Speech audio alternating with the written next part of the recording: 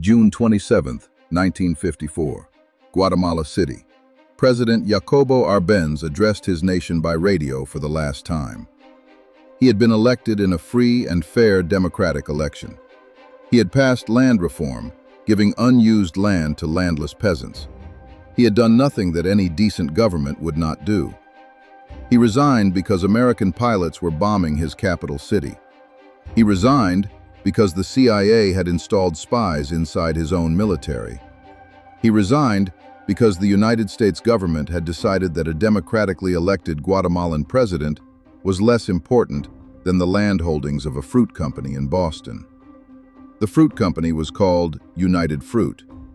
The man who built it was called Sam the Banana Man, and he had done this before. Samuel Zemurray was born in Bessarabia, then part of the Russian Empire, in 1877. He arrived in America at 14 with almost nothing.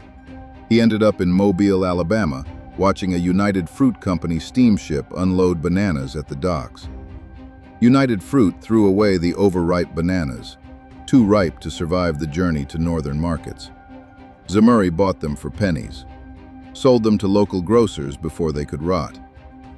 By the time he was 30, he owned banana plantations in Honduras, a fleet of steamships, and one of the most profitable fruit operations in Central America.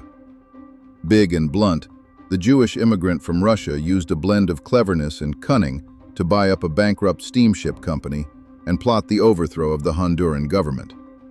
He was not yet 40 years old, and he had already decided that when governments got in his way, he would simply replace them. If this story is hitting the way we think it is, hit the like button. It helps more people find Vault and Ruin. And this is exactly the kind of story more people need to hear. In 1910, the United States government was negotiating a debt restructuring deal with Honduras. The arrangement would have placed J.P. Morgan agents in Honduran customs offices to collect the taxes needed to repay the debt. Those taxes would have destroyed Zemurray's business concessions.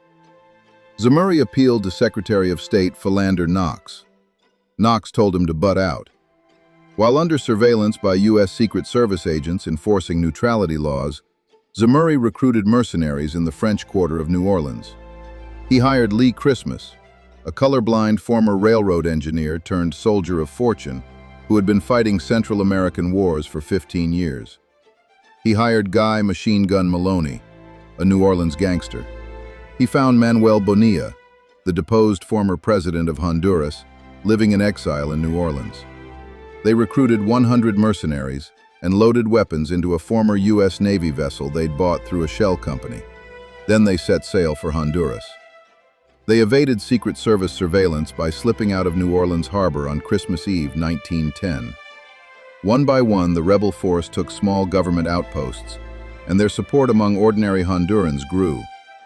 A victory in the city of La Ceiba, a city once thought to be impregnable, turned the tide. The president resigned and Bonilla was elected in his place.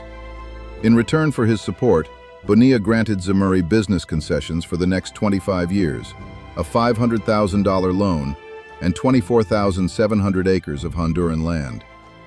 A banana planter from Mobile, Alabama, had just overthrown a sovereign government because it was cheaper than paying taxes. By the 1930s, the United Fruit Company was one of the most powerful corporations in the world. The business of United Fruit was bananas, and from bananas, it had built a business empire in the Central American nations of Guatemala, El Salvador, Honduras, Nicaragua, Costa Rica, and Panama. In Guatemala alone, the United Fruit Company gained control of 42% of Guatemala's land and was exempted from paying taxes and import duties. It owned and monopolized the telegraph and telephone system. It owned most of the country's railroads.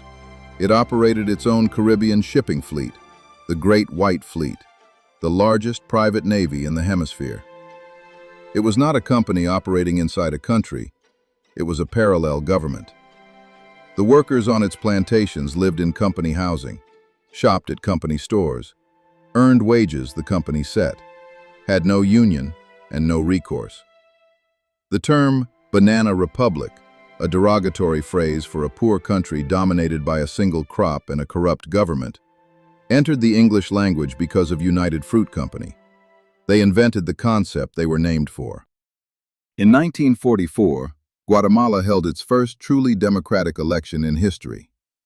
In 1951, Colonel Jacobo Árbenz was elected president, a former military officer who believed that Guatemala's land should belong to Guatemalans.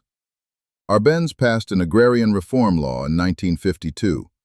Unused land held by large estates would be redistributed to landless peasants.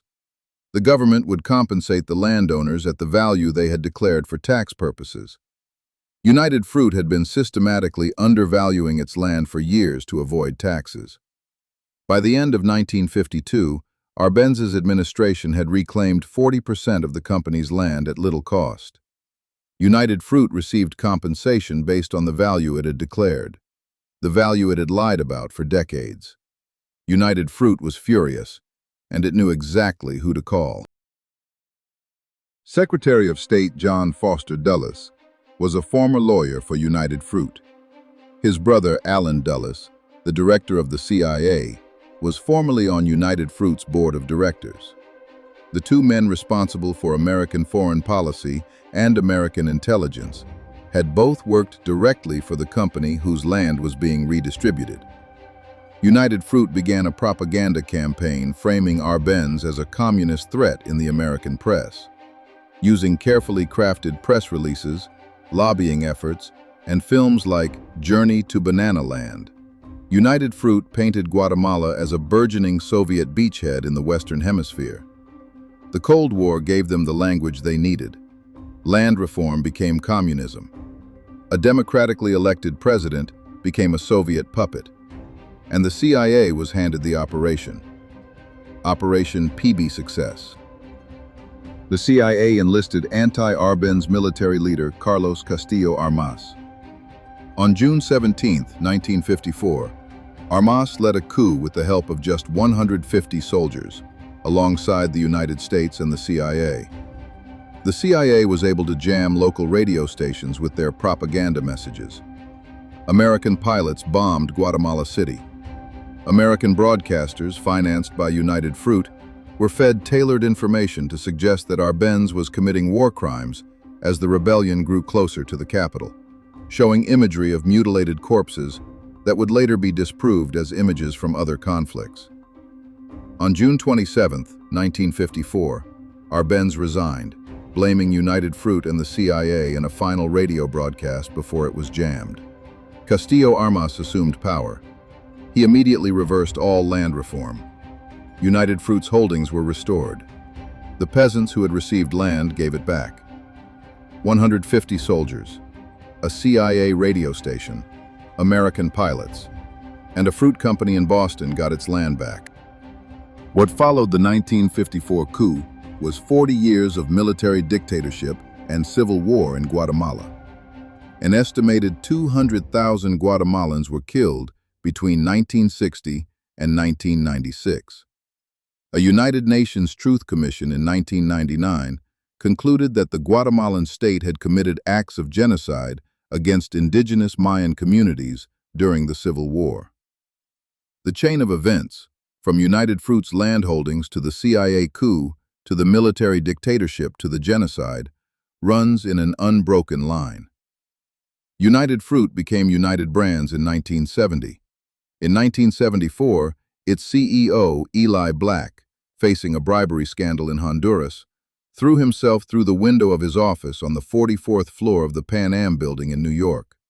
United Brands became Chiquita Brands International. You have seen the logo. You know the sticker. Samuel Zemurray died in 1961, worth $30 million. He donated most of his fortune to Tulane University and to Jewish causes. He is remembered in New Orleans as a generous benefactor.